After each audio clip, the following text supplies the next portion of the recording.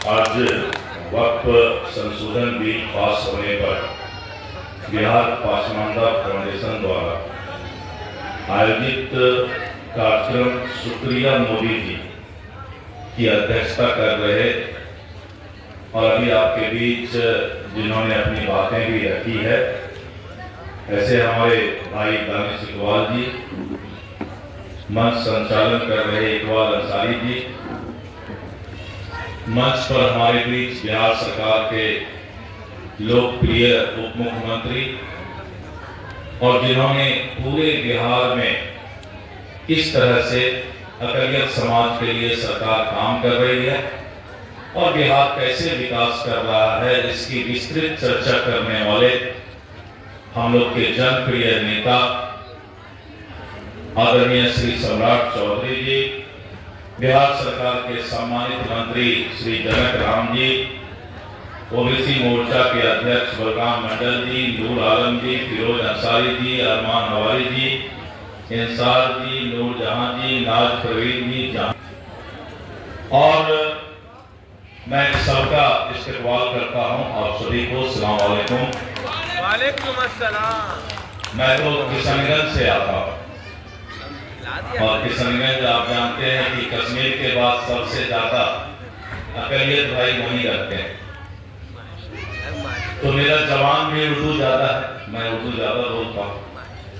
10 बात बोलता हूँ तो 5 उसमें उर्दू ही निकल जाता है, क्योंकि सुबह से शाम तक उर्दू और अपने अकलियत भाई के साथ रहता हूँ। और मैं लगातार वहां से चुनाव भी इसलिए जीतता हूं कि दल के साथ मैं दिल से भी जुड़ा हुआ हूं। मेरा नाम दिलीप है, तो दिल से मैं जुड़ा हुआ हूं और लगातार चुनाव जीतता हूं और अकलियत भाई, मुसलमान भाई के वोट से चुनाव के जीत कर आता हूं, बीजेपी से आता हूं। देखिए, जब दिल का रिश्ता जुड़ जाएगा तो दल का रिश्ता अपने आप जुड़ जाता है, और जब तक दिल का रिश्ता नहीं जुड़ेगा तब तक दल का रिश्ता नहीं जुड़ पाता है। तो इसी के लिए भारतीय जनता पार्टी के केंद्रीय नेतृत्व ने दिलीप जायसवाल को प्रदेश अध्यक्ष बनाया कि यहाँ पर हिंदू, मुस्लिम, सिख, ईसाई हम सब हैं भाई भाई, इस बात को हम आगे ला सकें। और मैं आपको विश्वास दिलाता हूं, वक्फ बिल संशोधन पर मैं 2 मिनट बाद आता हूं। मैं आपको विश्वास दिलाता हूं कि भारतीय जनता पार्टी का कार्यालय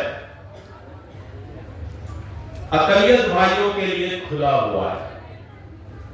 जो अकलियत भाई को सम्मान मिलना चाहिए, भारतीय जनता पार्टी जो 70 साल में कांग्रेस नहीं दे पाई, हम देने के लिए तैयार हैं। लेकिन कांग्रेस और राजद नहीं चाहती है कि भारतीय जनता पार्टी और मुसलमान भाई का रिश्ता बन जाए, उसका दुकानदारी बंद हो जाएगा। यही ना नेतागिरी है कि इतना डरा के रखो अकलियत भाई को, मुसलमान भाई को, भाजपा आ जाएगा, खा जाएगा। और 70 साल से कांग्रेस और आजादी के बाद से आज तक जो तथाकथित सेकुलर पार्टी अपने आप को बोलता है, भारतीय जनता पार्टी से मुसलमान भाई को, अकलियत भाई को दूर रखने का प्रयास किया है। मित्रों, जब आप नजदीक आएंगे, भारतीय जनता पार्टी के नजदीक आएंगे, तो हमारा जो फैसला होगा उसमें भी आपका ज्यादा से ज्यादा राय लिया जाएगा। आप आइए, अलग रहने की आवश्यकता नहीं है।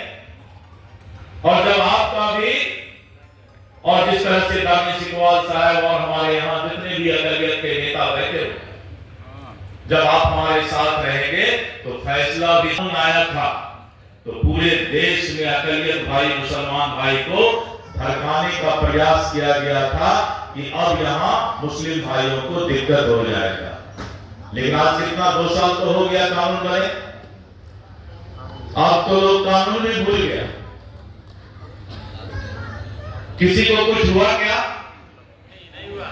तो हिंदुस्तान पर जितना हिंदू का हक है, उतना साजिश करने वाला और कानून के खिलाफ भड़काने वाले लोग को आज इससे बड़ा तमाचा क्या हो सकता है जिसके खिलाफ अकलियत भाई को भड़काने का प्रयास किया गया, उस कानून के आने के बाद किसी अकलियत भाई को कोई दिक्कत नहीं हुआ। उसी तरह वक्फ संशोधन बिल है, कुछ लोगों का कब्जा था और हिंदुस्तान के वक्फ के संपत्ति पर कुछ माफिया का कब्जा क्यों रहेगा? आम मुसलमान भाई, आम अकलियत भाई का क्यों नहीं उस पर अधिकार होगा? और पांचवा का मुसलमान भाई, गरीब मुसलमान भाई को वक्फ का हक मिलना चाहिए, महिलाओं को वक्फ का हक मिलना चाहिए। इसलिए स्ट्रक्चर कमेटी में कहा गया कि पूरे देश के 37 लाख एकड़ वक्फ के संपत्ति का 168 करोड़ रुपया मात्र कमाई आता है, उसको भी धीरे धीरे इन माफियाओं ने अपने पॉकेट का संपत्ति बनाकर 9 करोड़ का मात्र आय पूरे वर्ष में वक्फ का आने लगा है। करोड़ इसका आय इनका मानना चाहिए। सरकार ने वादा किया है कि वक्फ से जो भी कमाई होगी ये अल्लाह का धन है, अल्लाह का प्रॉपर्टी है और इससे एक एक अकलियत भाई के घर में इसका फायदा जाना चाहिए। इसी के लिए वक्फ बना है मित्रों। इसलिए मैं आप सभी से आज यहाँ जो आए हुए हैं, मैं आपसे अनुरोध करना चाहता हूँ। आज शुक्रिया मोदी जी, इस जो हमारा कार्यक्रम है, आप गांव-गांव में इस बात को समझाइए कि पहले 6 महीना 1 साल देखो कि वक्फ संशोधन बिल से हमें घाटा क्या है।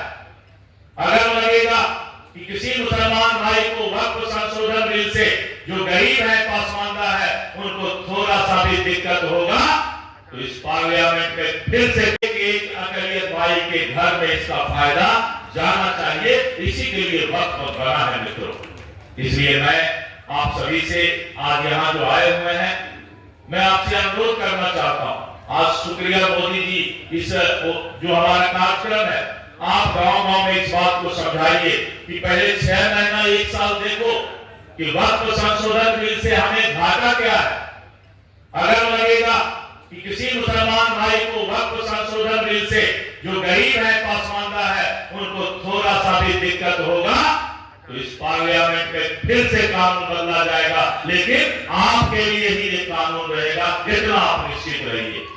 इसलिए कोई अगर भरमाता है, कोई अगर भड़काता है, उसको बोलिए कि 1 साल हम कानून को देखेंगे, अगर कानून बनने से हमें फायदा होगा तो फिर हम क्यों इसका विरोध करेंगे। इसलिए मित्रों, सांझ को आज क्या अच्छा काम किया है, सही काम किया है। इसलिए मित्रों, आज ज्यादा वक्त नहीं लेंगे। मैं आप लोगों से यही गुजारिश करता हूं कि आप लोग गांव समाज में जाकर समझाइए कि ये वक्फ संशोधन बिल जो है मुसलमानों के, गरीब मुसलमानों के हित में है, गरीब अकलियत भाई के हित में है और हम इसको देखेंगे कि हमारे हित में ये रहता है कि नहीं रहता है। अगर ये हित में रहता है तो हम इस कानून को आगे बढ़ाएंगे और भी मजबूत करेंगे। इतना ही कहकर मैं अपनी बातों को समाप्त करता हूं। बहुत बहुत शुक्रिया।